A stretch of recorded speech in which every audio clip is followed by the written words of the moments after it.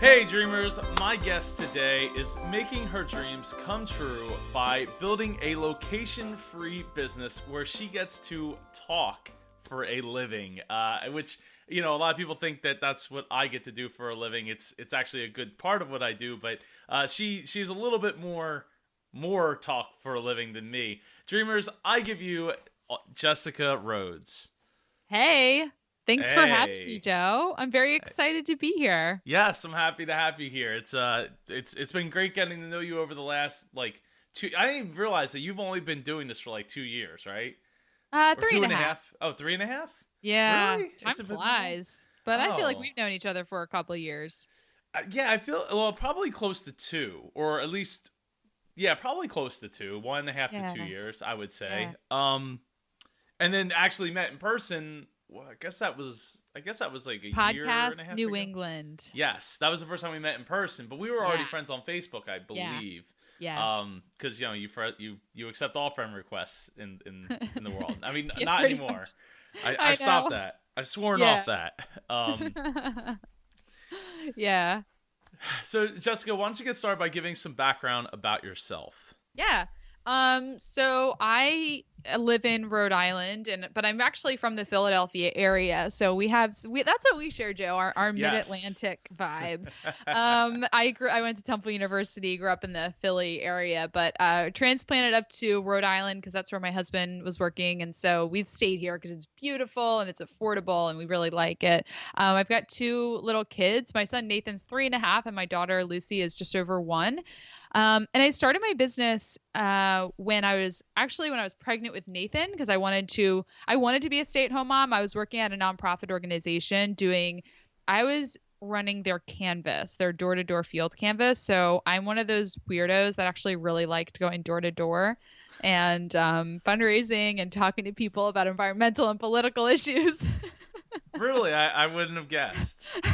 Honestly, I really wouldn't have guessed that. Really? Oh, I thought you were being sarcastic. No, I mean, no, I no. don't talk as much. I've even broken my own. I think I've posted like one thing that was a little bit political, but this election season, it's hard even for the best people to keep their mouths shut. So yeah, but I mean, once I got into business and I left that job, I got quiet about like political stuff online. But I used to talk about it for a living. That was my job before, talking about environmental issues and political candidates and things like that. But that was a lifestyle that was really not friendly towards people with little kids because it's long hours, low pay. So I left that job when my son Nathan was born. And meanwhile, my dad was helping me start my virtual assistant business so I could work from home and have an income where, I controlled my hours. As much as I could control my pay and what I did, and like what services and what I did with my time. And so that was kind of the start of my business, and it evolved and grew over the next several months. My dad was my first client, so I did a lot of virtual assistant work for him. One of the tasks being booking him for podcast interviews, and that was kind of like the beginning of what my life is now, which is booking podcast interviews. So that's just a little, background of where I am. So 3.5 years ago, your dad wanted to start getting on podcasts. Yeah, he had been getting on podcast interviews. He had another VA on his team that was booking for interviews. It's funny, like internet radio shows and teleseminars were big then, like 2011, 2012, like he was going on more internet radio shows. There were teleseminars and things like that. And so anytime where he would connect, and like also there'd be other business coaches that would do interview series. So not a podcast on iTunes, but they would regularly interview other experts and then provide that interview for their coaching members. So my dad did a lot of those kinds of interviews way back in the day. Allie Brown interviewed him about newsletter marketing. So he knew that these kinds of interviews were good for his business because, he could connect with that other person, that other entrepreneur, their followers could hear him and learn about him. So when I started, he's like, you've got obviously experience in sales. You went door to door. You even got, he's like, you even got me to donate to clean water. He prefers dirty water, I guess. Yeah. So, yeah, so he's like, why don't you, kind of take that task over, get me booked on business podcasts as a guest. And so then I just was like, all right. And so I just started Googling like podcasts about business, marketing podcasts, and just started pitching him and just kind of went from there. And, I mean, it's probably something you never thought you'd be doing. No. And it's funny because when Corey and I started the show, the podcast producers, one of the things that we talked about is like when we first started listening to podcasts and when we first discovered them. And I realized after the fact that I first started discovering podcasts when I was looking for yoga classes on iTunes. Because this is like back in like 2010. I was doing yoga at my home with DVDs from Target. Like, who uses DVDs anymore, right? It's crazy. I don't even have any. I have one DVD player in my whole house, and it's USB, and that's it. So yeah, if I didn't have that, literally, my mom was like, "Hey, I want to watch your wedding video." I was like, "We don't have a DVD. Like, I don't even have a PlayStation anymore. So like, I can't even throw it in the PlayStation. Like, so I was like, oh well, it's a good time to convert it to digital and put it on my server. But yeah, like if they hadn't said that, it probably would have been another years before. My DVD player doesn't work because Nathan has put coins in it. I was gonna say crowns, but yeah, I guess. Yeah, little coins. It looks like they belong perfectly together. Like a little quarter, put it in the slot. So yeah, but it's funny. So I remember, I would go buy like a $20 DVD, a yoga DVD at Target, and then I remember being on iTunes and searching around because I think at the time then I started seeing that you could pay for them, and then I saw this thing called a podcast where it was a free class, and I was like, what is this? Like, this is free? This is crazy. I've been paying for these DVDs and they're free on iTunes. And it's so funny because at Podcast Movement, Joe, the guy, I think his name is Chad. He's real big. He either was nominated for or won a podcast award at Podcast Movement. And I wanted so bad to go up and be like, you were the first podcaster I ever saw. But there were so many people and I never found him. So I forget your original question, but that's kind of how I discovered podcasts. And no, I never would have thought that I would have a business booking interviews because a mere 7 years ago, I barely knew what they were. Well, it's not surprising. I mean, a lot of people still don't know what they are. Yeah. And, you have to explain it to them because you can explain it, but the thing is they don't get it until they use it. Like my wife's aunt, her great aunt, who's like 80 something, 86 or something, she listens to this show. So hi, Aunt Jenny. Hey, Aunt Jenny. But she was asking me like, I don't know, a couple months ago, she's like, how do I listen to other shows? And it's like she was interested, just because of this show, she got interested in listening, wanting to listen to other shows. Yeah, which, man, podcast discoverability is a huge issue. I mean, we look at things like Spotify and Pandora, where they have really done a lot to help their users find other bands and other songs. Like they're constantly, hey, if you like this, you'd probably like this. Like on Spotify, it'll actually suggest a whole playlist of other songs that you want to listen to based off what you've chosen. And so I'm just waiting for that to happen with podcasts because, I listen to a lot of podcasters that I know. So, but when I go to iTunes, just by searching, I'm pretty much just seeing like the top podcasters, right? Like the top of what's hot and the top, featured podcasts. And those are huge shows, but I'm like, I know there are other people that I would want to listen to that aren't at the top of the iTunes rankings. It's like, help me out here, iTunes. Like, show me what these other. So I'm looking forward to seeing how that gets improved because it's true though. I mean, my mom's the same way. She has found some podcasts that she likes and it's really hard to find other ones. It is. Like, well, we talked about this on your show about how iTunes, like, if you type in the word dreamer, my show comes up, but it's like the 6th or 7th one, and the word dreamer is in the title, and I added it to my name. It says dreamer and entrepreneur Super Joe Pardo, and it still doesn't come up as the first one or two. And I have more reviews and more episodes coming out more frequently. Like, I don't, like, what I know. I know What the else can same I thing. do? Yeah, the same thing happens with the podcast producers. I think it's like if you just type in podcast producers, I mean, I think it's the third or fourth show that comes up. And it's interesting too, because a lot of podcasters were, going overboard with keywords. Like you'll see some business podcasters will be like the name of their show and in the title, inspired by John Lee Dumas, Pat Flynn, because they're trying to leverage these other people's names. And I actually have one client who he's in real estate, and another real estate podcaster was putting his name in the description because he wanted to leverage his name. And he's like, my client was so mad about it. And I'm like, I don't know what to tell you. I don't know how they are policing this. So I think iTunes started kind of putting the hammer down a little bit on people that were using all those keywords, but it's a big mystery.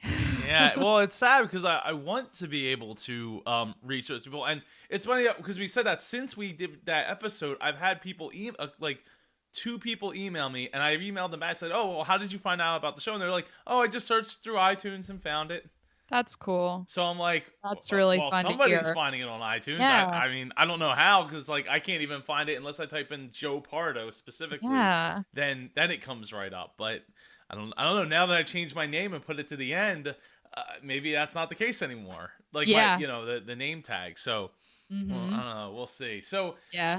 So as far as interview connections, what were some of the first steps that you took to get started? Like once you've moved past your dad, like once you were like, okay, I got that down. Why don't I start to expand this? Yeah. So it was about 4 or 5 months after my son was born, I started realizing, okay, I think I want to niche down and do something with interview connections. One of the biggest reasons I wanted to change things up and focus on a business just around podcast interviews was as a VA, it was all work by the hour. And so talk about time freedom. There's not much time freedom where if you don't work, you don't get paid. Like it's nice, so I wanted to change the model where I wasn't charging by the hour and invoicing clients at the end of the month for how many hours I worked, because as my son got older, it was just very hard to scale that and make it more profitable. So in coaching with my dad, we came up with the idea to do interviewconnections.com and have basically a payment system where it was a flat rate for so many bookings. And so the first steps was figuring out, all right, it was really scary, honestly, because I knew that I had to guarantee bookings for people to pay for it because people don't really want to pay for something they're not going to get. Why would they? I mean, I know. And it's like, that's what I hear often. I just listened to a podcast today where the guest is in publicity and she's in the business model where people are paying like $3,000 a month and there's no guarantee that they're actually going to get media coverage.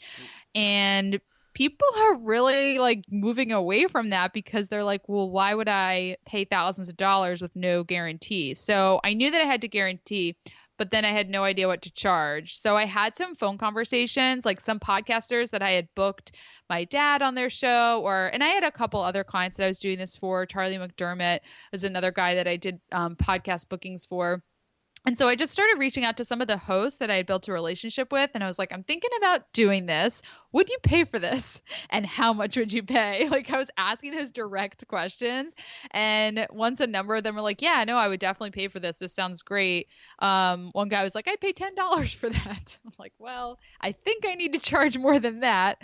But I started with $47 a month, got you 4 guests a month on your podcast. I mean, wow. I charge $297 a month for that now. And so for a while, I didn't really make any money. And it was especially hard when I had to start bringing on team members and guest bookers. Because once I kind of reached, even though I was getting paid a flat, rate for the bookings, I still reached a max. It still took work. There still was labor and hours involved on my side. So then I had to start bringing in team members to help me fulfill. And once I had to start paying other people, I realized, oh, I'm not really making any money because all the money is going to paying these people that are actually helping me fulfill the service. So for a while, it was really hard figuring out what to charge, how much to charge, and then what services to offer. Because, a lot of the times I remember thinking, oh, it has to be this done for you. Like, we'll do it all. We'll do your graphics. We'll do your scheduling. Like, we'll do all this stuff. And I'm like, why am I doing all that? For $47 a month. I mean, you were charging basically 10. You said 4 shows for 47. I mean, you were basically charging that $10 that you were like, no, I can't do that. Well, not. Well, you said $10 a month or $10 an episode. Yeah, I mean, that one person I remember was Joey Kissimmee. I think he had said that. Are you serious? As Joey? Come on. I know. And it's so funny because I remember, and this is like just one conversation, but I remember seeing him at a conference like a couple years later. And I'm like, I remember my conversation with you where you said, and it's funny because a lot of the people that I had talked to that had said like, yeah, I would pay for that, they didn't actually become my clients. So it was funny because when you first launch it, you're like, all right, all these people said yes, but they're not usually the ones that actually sign up, but they give you that validation that this is a good idea to run with. So, yeah, but I remember Joey. Yeah, it's debatable, right? Because the validation comes with the money, and if they're not willing to open up their checkbook, they can say anything they want. I know. You know, it's only as much as they're willing to pay. So, but yeah, that's so funny that Joey would say that because Joey sees the value in so many things. Like I know, I've spent a lot of time with Joey. Podcast. He doesn't even do his podcast anymore. I know. He has his business though. You know. He does. What is it? Appendipity themes or something? He has that, and he has a bunch of products. He does so many different things. He's been a great mentor for me, for sure. It's fun thinking back to the people that you meet like early on. You know, it's fun to see where they're at now. You know, too, like running into him and just thinking, you gave me the motivation to start, but we never actually worked together. Joey, I can't wait I gotta go see him soon, hopefully. Yeah, so I would agree. Yeah, a lot of people will say things. They're like, oh, that's a great idea, or that's wonderful. I would love to do that, and then they never do. So it's tough, and then it's tough for you because like you have to figure out like, okay, well, was it a good idea, or did they just think it was? Or I mean, not necessarily lying to you, but like, it's a good idea, but it's not I'm going to go run out and stand in line like an iPhone type of idea. Yeah, I mean, then the real work begins, right? You know, so I spent all summer like getting the website together and having the sales copy written. And then the real work begins realizing, oh, I really need to go out and market this and I need to make more connections. Like I thought I knew a lot of people, but really nobody knows who the heck I am. So from there, I mean, one of the really key things is like actually specifically developing relationships with people who had more followers than I did. Like I did a lot to build my relationship with John Lee Dumas and Kate Erickson. I had booked people on Entrepreneur on Fire. So I had gotten clients on that show. So, John knew who I was, but then I specifically did things to help him. Like I remember back in the day, I would do infographic design. There was some, Pinterest was like a lot more popular with a lot of marketers. And so I was using some done for you infographics, like websites where I would design people's infographics. And so I remember doing one for John and sending it to them just as like, oh, hey, I did this about one of your episodes. John had then gone on some of my clients' podcasts and they were launching Podcasters Paradise the same time, like the same month or two that I was launching Interview Connections. So I'm like, listen, I don't want to do an affiliate program because I don't do affiliate to this day because my mindset is that with a very labor intensive business, I don't want to be giving away a commission to referrals. So I'm like, I don't want to do affiliate, but I feel like, how could we maybe partner up? Because we have the same target market, but we're clearly offering different things. So what I did is I offered, just basically a discount to Podcasters Paradise members. And he put me in the resources section of the Podcasters Paradise membership site. So a lot of my first clients are people that heard about me from Podcasters Paradise. And John and Kate, having known me and known that like I knew what I was doing and I booked some great interviews for them and with John on other shows, they would just recommend me to their clients. I mean, to this day, I still have people that were like, John Lee Dumas told me I should come work with you for podcast interviews. So just, developing really strong relationships with other, influencers has paid dividends. Well, it's made easier. I mean, for you and harder because then you have to get more people and it becomes a bigger complex thing. But it does make it easier to have those once you have those connections. Before when you're getting started, it's like, wow, well, who do I know and how You know, Yeah. like you said, I think I know a lot of people, but it turns out there's a lot of people that I don't know. And like it's like Right. the known and like the known knowns and the known unknown or the unknown unknowns. You know, Yeah. people you don't even know exist that are doing huge things. So Yeah. it's definitely a tough thing to break into. But it was great the way you started with your dad. So it was like you already had a client right there that was willing to Right. grow and let you learn on the Yeah. on the job. Yeah. And I think another thing was, getting to the point where I could start content marketing because I really wasn't doing any marketing. And that's kind of what I've learned, that it's important to actually put out content and attract people with your expertise. But at those early stages, I couldn't even imagine having the extra time or resources to invest in having my own podcast or doing my own videos or writing a blog. I'm like, what do I write about? I just started this business 6 months ago, that was all hard. But over time, about like less than a year after I started Interview Connections, I think I started in September 2013, then in April of 2014, I started doing weekly videos, Interview Connections TV. And to this day, I still do weekly videos. And that's been huge for me. People know that I do weekly videos and I give quick tips. And so doing that kind of content marketing has kind of, it's positioned me as an authority figure. And there's a huge difference in just being the best at what you do and trying to communicate that in your sales copy and actually demonstrating your expertise by creating content. And I think that the content marketing has proven to be very effective with a lot of people we see online right now. Yeah, well, the stuff that you've written about, it definitely rings true. And every time I see it, it's like, she's saying what I'm thinking or what I've already been telling people about is the fact that, and I'm telling people, but I'm not necessarily writing the articles like you are or doing the podcast episodes because it's not that's not like my niche, right? That's not my lane. Right. So, but a lot of stuff makes sense. Like, it's not about how many people listen to the show, as long as the right people are listening to the show. Right. And I've noticed something, in regards to like positioning yourself as an authority. And I've seen this, over the years, like more and more people are getting into, the podcast interview niche, either starting businesses, connecting guests or podcasters, or creating courses. And I see like with a couple of people I've observed online is they want to get into the whole podcast interview booking thing. So they create a course around it. And I'm like, dude, start blogging about it, start doing videos about it, like just start teaching people about what you know. But a lot of, online entrepreneurs, they want to jump right to, I'm going to create a course and sell it. But I'm like, you haven't proven your expertise. So why are people going to pay you for whatever's behind that paywall? So that's interesting to watch too. So, I mean, I'm a huge advocate for get your expertise out there for free. Just teach people, do videos, do blogs. And eventually people are going to say, hey, what more do you have? Can I work with you? Can you be my coach? Can I pay you to do this? But a lot of people just jump to the course. I think that's a mistake. I would totally agree. I mean, I built a whole online school that was, I built all these courses and everything like that. And the problem was I was trying to build, well, at the time, 3 brands: myself, the school, and the conference, the Mid-Atlantic Conference, podcast conference. So what I realized was like, look, people that did buy into the school weren't buying into the school because they found it. They bought into the school because they knew me and they knew the work I did. So I collapsed that, took the courses, put it on my site. And it's like, hey, if people like what I do, then maybe they would want to learn. I mean, I already built the course, so it's not like they're going away.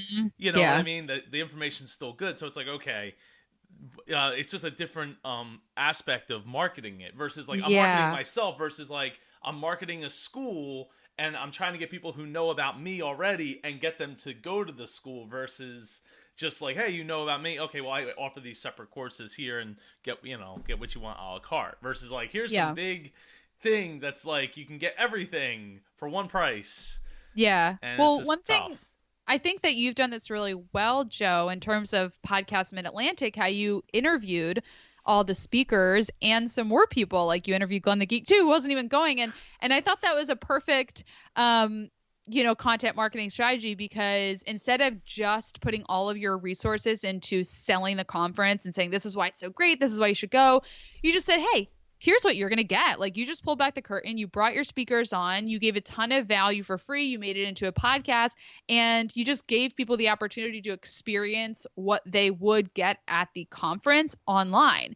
And I bet you that worked really well. I mean, I don't know like how many sales it generated, but it's going to pay dividends in years to come because you're still doing the conference every year and people can still find that podcast and go to future events. So good job. Thank you. Thank you. Yeah, no, Glenn, even Patricia Iyer, who I just recently interviewed, she didn't go to either conferences, but she's watched both she watched the 2015 one, and she bought the virtual ticket for this year. And I was like, I thought the name sounded familiar, but I couldn't place I was like, I can't see her face because I don't think I've met her before. And then it turned out like in the middle of the interview that, oh, she didn't come to the conference, but she bought the virtual tickets and she saw that I was calling for like, hey, I want to get anybody who came to the conference or any podcasters that belong to the email list to just come on the show and talk about podcasting. And that's so it's not some formal thing either. It's literally just a conversation that we put up on Facebook Live, which really it did help a lot. Get people, interested people who didn't know about it were starting to find out about it and shared it. That's how Michael O'Neill got involved. Really? Yeah, because did he see one of your lives? Yeah, I'm like 95% sure that he saw one of the lives, and then he reached out and was like, "Hey, what's going on?" That's awesome. Yeah.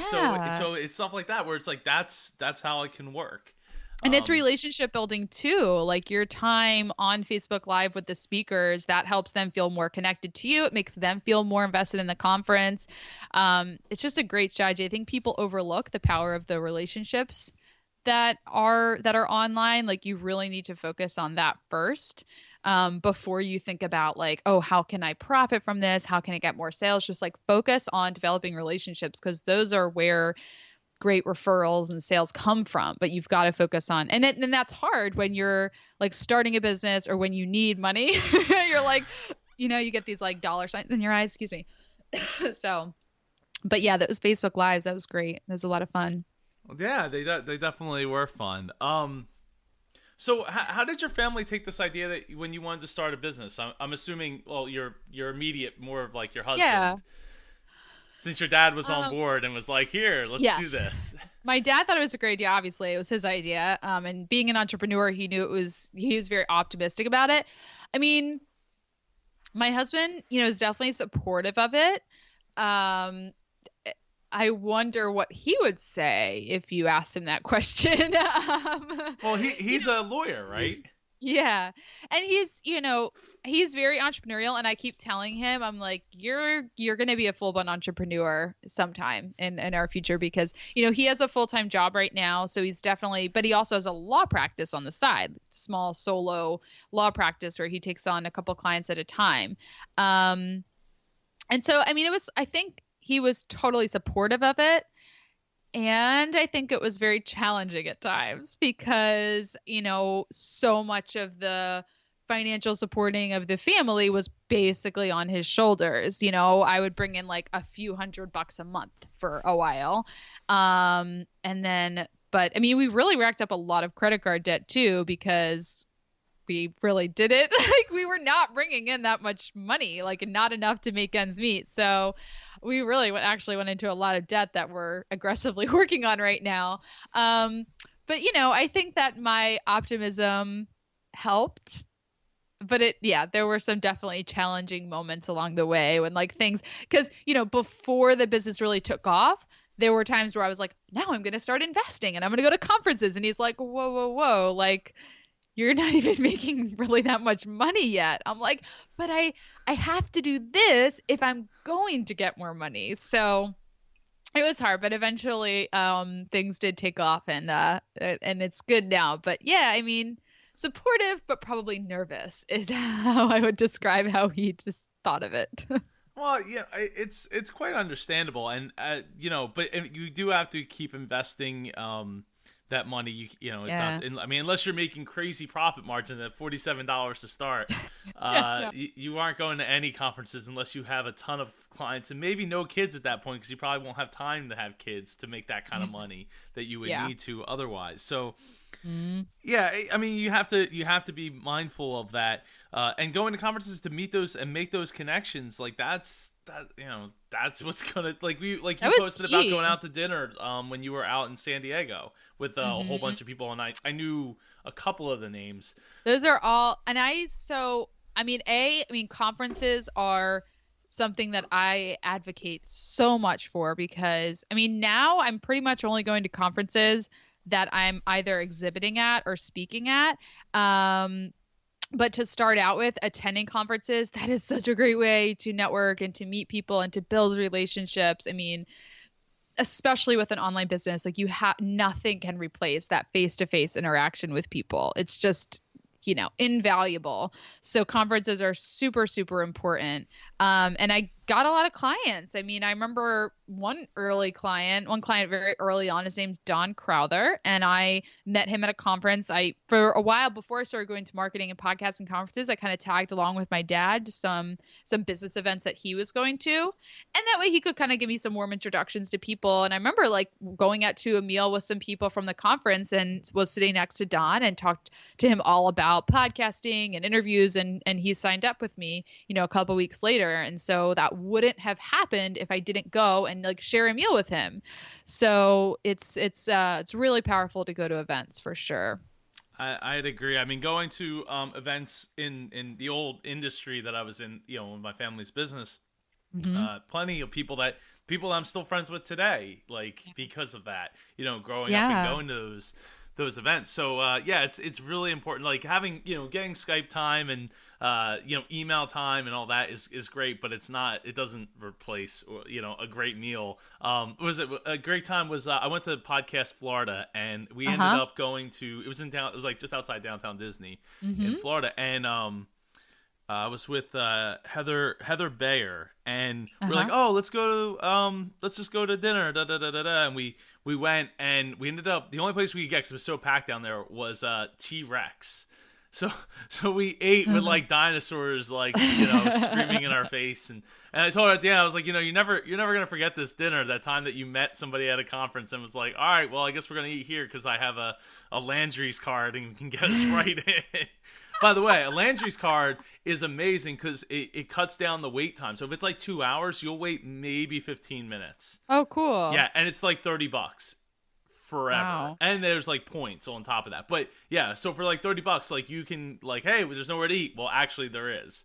You pull out that Yeah. Landry's card and you can go right in for Yeah. the most part. So Yeah, so uh, I started doing like client dinners now when I go to conferences, and I started doing that. So at Podcast Movement this past summer, I had a booth and I knew that a number of my clients were going to be there. And so I'm like, well, why don't I get them together? Because my clients don't really interact with each other, online. They don't know each other. So I just took them all out to dinner, and it's a significant investment on my end because I'm going to pick up the bill and just make them feel like, I want to make them feel like they're very valued. So it's a huge investment, but it really pays off. Two of the clients that I had, that they didn't know each other, they sat next to each other at dinner, and they're like BFFs now. Like they're like accountability partners, or every Monday they talk to each other about their podcast. It's so cool. And it's like I brought them together. And so I did that at San Diego. So basically every conference I go to, if I've got clients that are going to be there, I just organize a dinner and I bring them out. And the FinCon one was really fun.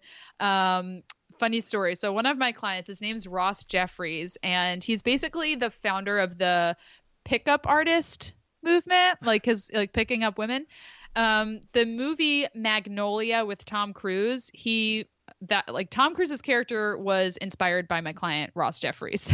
So he's like really famous in like the seduction genre, but he was just a total trip. I mean, he was just hilarious. You get like financial advisors, real estate investors, business coaches, and a seduction artist all at a table. It is just endlessly entertaining. wow. Well, yeah.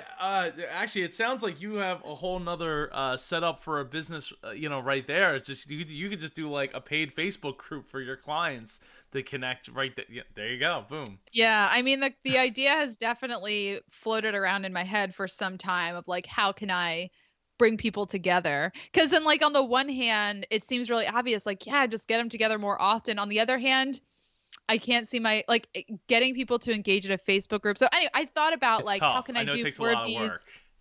But I have definitely flirted with the idea of like more meetups. And I don't know if actually like events and conferences is in my future, but even if it's on a small scale, like mastermind meetings or something like that, I just, especially at this dinner in San Diego with my clients at FinCon. I mean, I had clients after that dinner say, I'm a client for life. Like they just, we hit it off in a way that you just can't on the phone or on email. And they're like, I gotta, and then they meet your other clients and they see the type of people that you bring together. Just like at Podcast Mid Atlantic, all the amazing people in that room, Joe, that's a reflection of you because you attracted all those people there.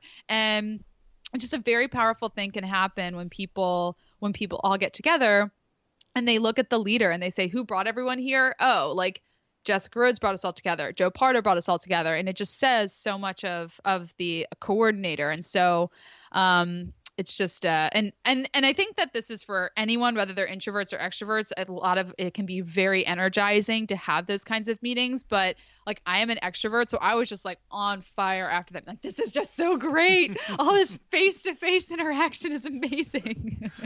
Well, it says the person that sits in an office, and myself included, know, where we don't get right? that face-to-face interaction. I know it's so I gotta go out to events throughout the year. I just need it. Well, we should. That's why we work from home a lot. And we stay close to home because the idea is that look, I'm going out to California on Monday for a week, and I don't feel bad about it because I'm home almost every day with Right. Ava, so it doesn't bother me Exactly. that okay, I'm going to be gone for a week. But I just spent the Yeah. last 4 or 5 days from morning till night, till the time she goes to bed with her. So To be honest, yeah, no, I can actually totally relate to that because I had this personal trainer. I don't train with him anymore. He left the gym. Anyway, that's not the point. So I was talking to him about when I was getting ready to go on a ton of like conferences and travels, and my son Nathan was having some issues, like he was biting at school and just was kind of having, I mean, he's 3, so it's like there's always some like challenges as they grow through the toddler and young kid phase. And it was just difficult because not only were there these challenges, but it's like I was traveling a lot. So there was just kind of a lot of unrest within the family. And my trainer had like kind of, and mind you, he's a single guy with no kids. So really like he was good intentions, but I'm like, dude, you don't understand. Cause he was like, well, I guess you have to ask yourself, like, are these, trips worth it? Or do you need to stay home? And I'm like, dude, I am home like all the time. I actually work probably 25 to 30 hours a week. I am very present. So I'm not going to feel guilty about the conferences that I go to every couple of months. So yeah, no, I hear you. Well, I think it was Ed O'Keefe. I don't know if you're familiar with Ed O'Keefe. I think he has he's been on the show, and I feel bad for not knowing, but I think off the top of my head, it's 6 or 7 kids, and he's an entrepreneur and all that. And I was like, how do you do a conference? He's like, well, I go right up against the clock, and then I leave as soon as it's done. I don't stay the night over. He's like, so I'll only get one dinner instead of 2 dinners with clients and stuff like that. He's like, I just make it work. And, I know, you just have tough. to make it work. I think a supportive spouse is really, really key because I've definitely have met people that there was one woman I met in San Diego at FinCon, and she was like, this is the first conference I have been able to get to in years, and it's probably the last conference I will go to for years, because she's like 24 hours in, I'm already getting calls, from my husband, with all these emergencies, and I'm like, I'm blessed. It's so funny because my friend Natalie from the Biz Chicks podcast was like, she's so jealous of my millennial husband because us millennials actually are very much co-parents. And I'm going to guess this of you since you are a work at home dad, but we very much okay, let me ask you, Joe, because Natalie was asking me and a couple other people this, with housework, childcare, how would you say that is split between you and Melissa? Probably 60-40 because Okay. I don't cook. It's not my thing. Okay. I'll order Yeah. out or something like that. Yeah. We live in the Northeast, so pizza and Yeah. pizza shops. I got like 10 of them. I could throw a rock and hit. But so and cleaning, like I'll help with the cleaning, like we're Yeah. vacuuming and that kind of stuff. And Yeah. then Ava, I mean, it depends on how you split the hours that I'm home with her. Right, right. So it's But like with diapers and stuff, like if you're both home and there's a diaper, it's like, I mean, I'm gonna just guess it's like 50-50. Like yeah. you Oh both. yeah. For the Yeah. most part. I mean, it's tough because like Yeah. on the weekends when she's home, like I'm trying to Right. get work done too. Yeah. Like Yeah. work done, not like just stuff around the house, but she's trying to get stuff Right. done around the house too. It's really Yeah. tough. But so it probably is close to 50-50, but Yeah. if you take cooking into account, it's probably like 60-40.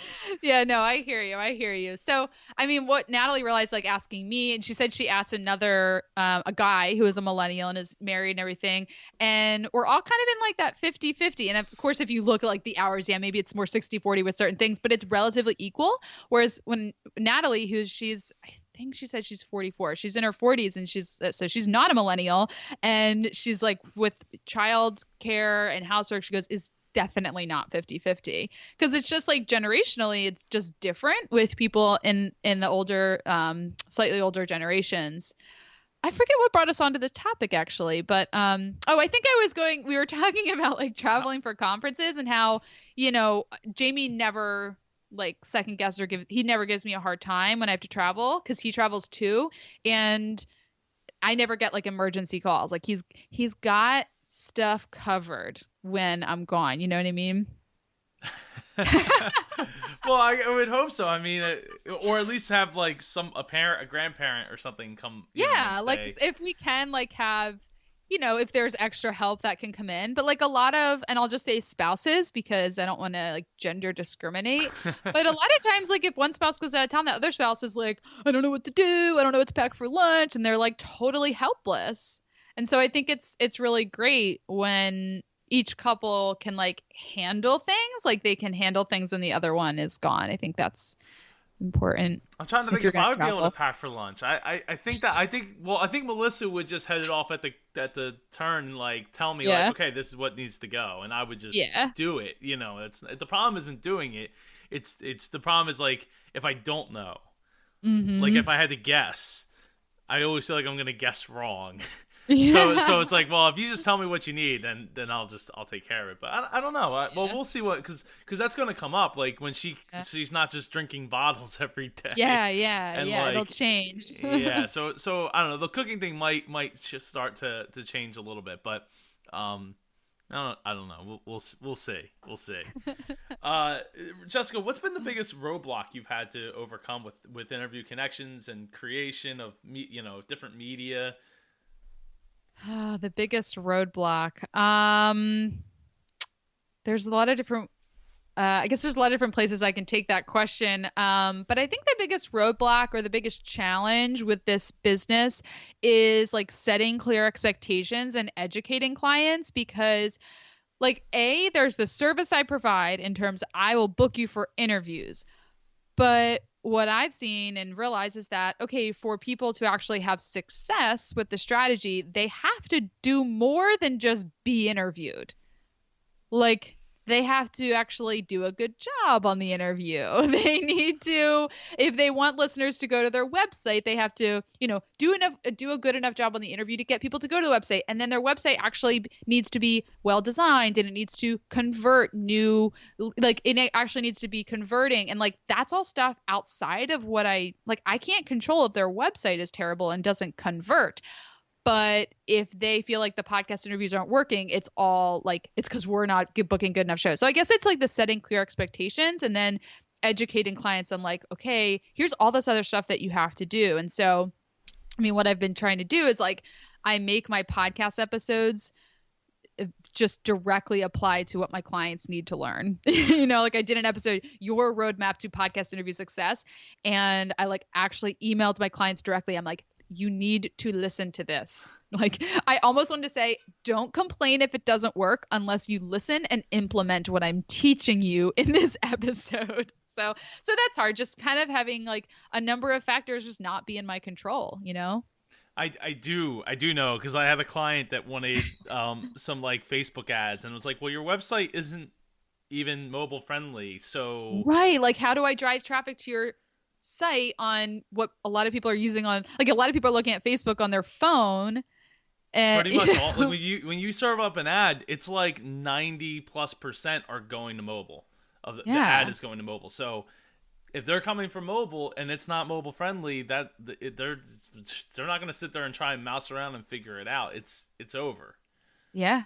It's true. Yeah. Setting clear expectations. So, I mean, it's like I've been, all specifically on like my welcome calls when people first sign up, I'll just be very clear. Like, this is not a strategy that's going to necessarily get you sales right away, because honestly, your interviews that you record in the first month, like there might not even go live for 2 months, because podcasters just, they batch produce, and you just, they're not going to be heard by people. And then listeners download and listen like in weeks to come. You don't just listen on the first day it goes live. So there's a lot of education involved, and that can be challenging. No, I'd agree. I mean, setting those expectations, but even the same could be said, like if you said, hey, I got to go on Good Morning America today, I'm going to get 1 million sales. Like, no, you're not, because most people aren't even paying attention to you. Right. It's all about how you utilize it after the fact, telling people, hey, I was on Good Morning America. Here's the video. It's on my website, and my website's well designed. It's all about how you leverage that after the fact, not just, oh, well, I did the interview. All right, like, internet, send me that bag of money. Where's that big sack of money that I need? I know. And it's funny because sometimes when I'll tell clients, like, here's all the stuff that you should be doing to actually leverage these interviews. And a lot of clients will be like, well, I'm really busy. I don't know if I have time for that. And I was like, my one client who is like seeing a lot of success, he goes, and I told them that some people say that. And he goes, you know what you should tell them? Say, pretend like you're running a business. Well, right. So they got to hire somebody to do that aspect of it. Then go hire somebody. I mean, you're spending the money. It's not like what you're offering is free. It's not super expensive, but it's not free either. So it's like, okay, it's on you to like make all that happen. Now, maybe that's an opportunity for you down the line to expand into more headache, but but hey, you never know. It all depends on what people need, and if you find that people need that service, just like you were trying to do a done for you, like web design, graphics, like image, the one page, everything like that. That's a lot of work, and that takes a lot of time, because it's, and in most cases in bigger companies, that would be like a person for each of those things. I know, exactly. Instead of just like one person putting all of it together. Mm-hmm. So and makes it makes it even more valuable, because you know what? When it's one person doing it, that means it can happen a lot quicker than if you have 8 different people. Like, well, I gotta wait for the graphic artist to get back to me. Yeah. And they take 2 days to get back to me, and then it's not right. So then I got to go back to like, you can pivot that much quicker. Yeah. Yeah. So you can tell I'm passionate about that kind of stuff. And it's like something that service providers can all relate to, like with you doing web design, Facebook ads, like anyone who just offers a service, like a marketing service. This is a pain point we all have, which is why I like a lot when I have a lot of clients that are digital agency owners, and they get it, because they have the same challenge with their clients. It's like setting clear expectations, educating them around all the stuff they need to have in place in order to get the benefit from, what they're using their agency for. Yeah, definitely. Yeah, so the question that I've been waiting to ask since you almost spilled the beans before we even got started was, what was your childhood dream growing up? Was it to be a podcast connector? So my childhood dream, if I could put it simply, is I wanted to talk for a living. For a long time, that was as an actress. So I did a ton of different activities as a kid before I found theater. And then from the 3rd grade through all of high school, I was in probably every play and musical that I could find. So it was really just performing and talking, like the another childhood dream before, like when I was really little, is like I wanted to answer the phone and like be a receptionist, because I wanted to talk to people. Well, yeah, you found a purpose in life early on. But look, but it's that receptionist, like, okay, I want to talk to people, and look what it turned into. And it's been really great because, I mean, obviously I do podcasting, and podcasting is not something I generate direct revenue, from. Like, I don't have people that pay me to podcast, but it's marketing tool anyway. But a lot of my days are on the phone with my clients. Like when someone signs up, I have a call with them and I'm asking them, tell me about yourself, tell me about your goals. Like Monday, I was so jazzed because my whole day was doing intake calls with new clients. I'm like, this is so fun. Like I'm just basically learning about all these cool people. So my dream has come true. Yes, no, I'd agree. Getting to meet people. I mean, that's my favorite thing to do in the world. And it's one of the reasons I've run a conference. It's one of the reasons I have a podcast. And it's the thing I really live for, is to get to meet people and learn and from experiences and all that. So that I am a little jealous that you get to do that every day. You know, not every day, but you know, days where that's all you're doing is just talking to people and learning, rather than just hosting, or rather than like you're talking but you're not doing something that you really want to be. Like if you got stuck in that receptionist job that you, well, I probably wouldn't be that happy. Yeah, exactly. Like, oh, this wasn't everything I thought it would be. Yeah. Surprise, surprise. The dreams of a 4-year-old. Yeah. Hey, you know, you see a phone and you're like, I want to talk on that phone. You know. Yeah. So, Jessica, what do your dreams for the future look like? Oh, so my dreams for the future. So I can't think of the right word. It's not struggle, but I think a lot about my dreams in terms of like my dreams in my business, and then my dreams in my like family life, and kind of how they can work together. Because I'll tell you one dream that I have that I'm like kind of obsessed with, actually. It's like I really want to homeschool my kids. And the thing I'm trying to figure out is like, is that something I can do while still kind of achieving my business dreams? Like, I want to have a 7-figure business, and I would love to eventually sell my business.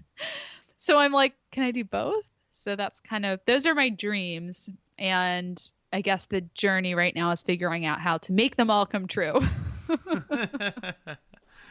Well, you know, it takes time, but I think that you've done a really good job as a base of not putting yourself so much at the forefront, where it's like you wouldn't be able to sell it because it's like Jessica Rhodes interview connections. Yeah. Like it is you doing the videos and stuff, but like you could start to integrate somebody else into that and start to change it. So then at some point you could step out. There could be other experts. Yeah. And I read the book Built to Sell by John Warrillow, and that really helped me think about how to, you know, structure the business so there are clear systems, and that, you know, there's a big personal brand to my company, but interviewconnections.com, it's not, I mean, yeah, I have jessicarhodes.biz. It's my, you know, my home base, my blog, my videos, but the actual interviewconnections.com, I mean, like anyone could probably run that. So anyone can do it, guys. It's super easy.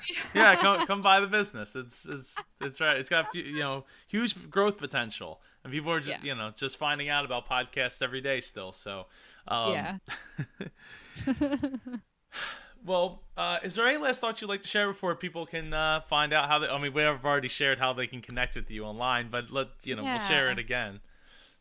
Yeah, I mean, I guess my last thoughts, and it's like I could tell this to myself based off what I just said, but I think any dream you have is achievable, but if you have multiple dreams, they just might not be achievable all at the same time. Like, there's this country star, and I think it was Garth Brooks, who like left the limelight for a really long time because he had kids and wanted to be like a stay-at-home dad, and then he kind of came back and started making music. And I think it was him, or it might have been another artist, that said like, you can have it all, just not at the same time. And so I guess that's the thought that I would have, is because a lot of times we feel like it's hard to achieve our dreams because, there's all these excuses, and it's like, well, you can have it all, just not at the same time. I'd agree.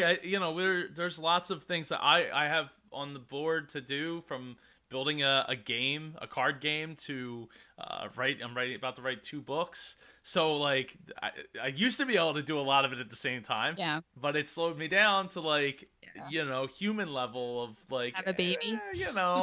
We'll get it done. But we used to take like a week or 2 is now taking months, because I can't just be like, I'll just stay up till 3 a.m. Right. And then wake up at like 8 or 9 and get right back to work and stay up till 3 again. Like I can't do that because I have a baby to take care of. That might be up all night. You never know. You got to have the energy to go forward, regardless of, all those unknowns of like what's going to happen tonight when she gets home. Exactly. So, or even not tonight, but 2 nights from now. If I stay up all night tonight, I'll be dead come 2 nights from now. Not tonight, but the next night. Right. I have to be able to be ready to go for 2 nights from now. So I gotta conserve energy and do it slow. Yeah, exactly. Jessica, please share how people can connect with you online, as if we haven't already done that. Yeah, just go to Jessica Rhodes, Rhodes, jessicarhodes.biz, B-I-Z, and that's the site where you can find my blog, my podcast, and my videos. Awesome. And they totally should, because if you have a business and you want to grow that business with new customers, with a new base of customers, podcasting is a great way to do that. I mean, you could, here's the difference, right? Like you could go and advertise on a podcast, or you could be a guest. It's different. They both can accomplish the same thing, but the thing is like if you're the guest, you have their ears for 30 minutes versus 15 seconds in the front. Right, a or live 30 read. seconds. Yeah. It's funny, Joe, because I actually, on an upcoming episode of my podcast, is a conversation with Jessica Kupferman about like advertising and interviews, how they're very different strategies. And it's kind of fun because the episode turned into should interview connections advertise on podcasts. And it was kind of fun because like she was kind of asking me like, anyway, that's a great thing. But you're right. Like advertising and then being guests, you're both getting in front of audiences, but they're just different strategies. I could see you doing podcast advertising. And the reason is because people are listening to it and they're like, well, I would love to be a guest. How could I be a guest? Oh, boom. There's an expert for this. Like, and you obviously could be a guest too, but like on that same show. Yeah. But it's just another layer of like, how are you going to get clients from that? Yeah. So it just depends. At the end of it, I was like, I probably should do this. It's no brainer.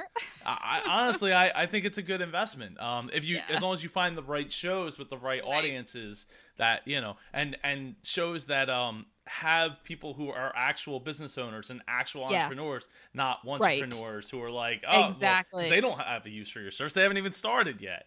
Yeah, and that's what I was that's what the conversation with Jessica on my show is about, was like, what podcasts are speaking to my target audience? Like, how do I know which shows? So it was actually a really fun, kind of unique type of interview. So I'll check that out. It puts you in your client's shoes, because you're like, well, how am I know I'm going to get a return on investment on it? Yeah, I was asking her like the same questions that my clients would ask me. I was like, well, how long is it going to take to see results if I'm advertising? It was really fun.